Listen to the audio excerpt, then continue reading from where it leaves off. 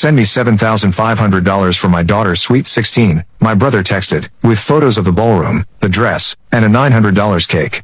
I replied, get a job. 10 minutes later, Mom wrote, pay, or get out of this family.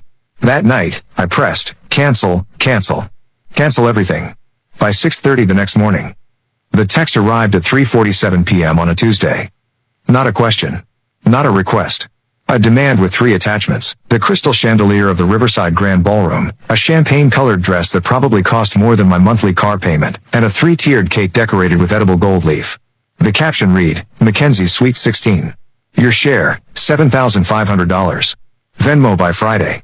I stared at my phone in the parking lot of the hardware store where I just bought supplies to fix my leaking bathroom sink. My brother Derek hadn't called me in 8 months. No birthday text. No response when I'd sent him an article about the Steelers making the playoffs. Radio silence until he needed cash. I typed back, get a job. 3 dots appeared immediately, then vanished. I pocketed my phone and drove home, thinking that would be the end of it.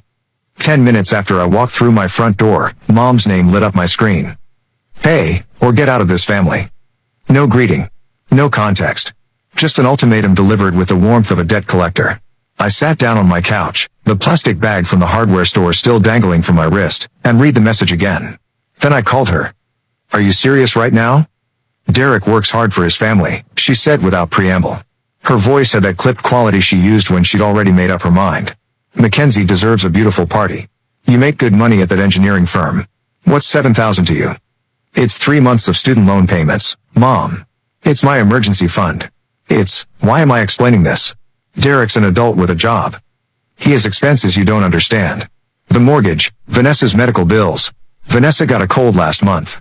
That's not medical bills, that's a copay. Don't you dare minimize what your brother goes through. Her voice rose an octave. He's raising 3 children. You live alone in that little apartment, spending money on yourself. This is what family does. I looked around my little apartment, a 1-bedroom I'd rented for 6 years because I'd been sending Mom $500 monthly since Dad died. Money she'd apparently been funneling to Derek based on this conversation. I'm not paying for a party that costs more than most weddings. Then don't bother coming to Thanksgiving. Or Christmas. And you can forget about being in the family photos. She paused. I mean it, Nathan. Derek needs you to step up. She hung up before I could respond. I sat there holding my phone, watching the screen fade to black. Outside my window, Mrs. Chen was watering her tomato plants. A kid rode past on a bike with a baseball card in the spokes. Normal Tuesday evening things happening while my family apparently held an emergency meeting to excommunicate me over party funding. My phone buzzed.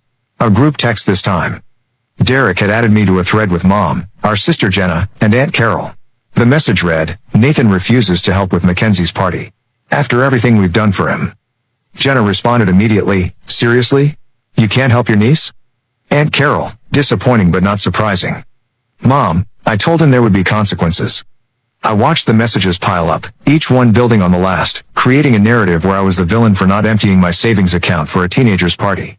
Nobody asked why Derek, who drove a BMW and just got back from a ski trip in Colorado, couldn't fund his own daughter's celebration. Nobody questioned the $7,500 price tag. Nobody wondered why I was suddenly the family ATM. I opened my laptop and started digging. Derek's Facebook page was a highlight reel of excess. Photos from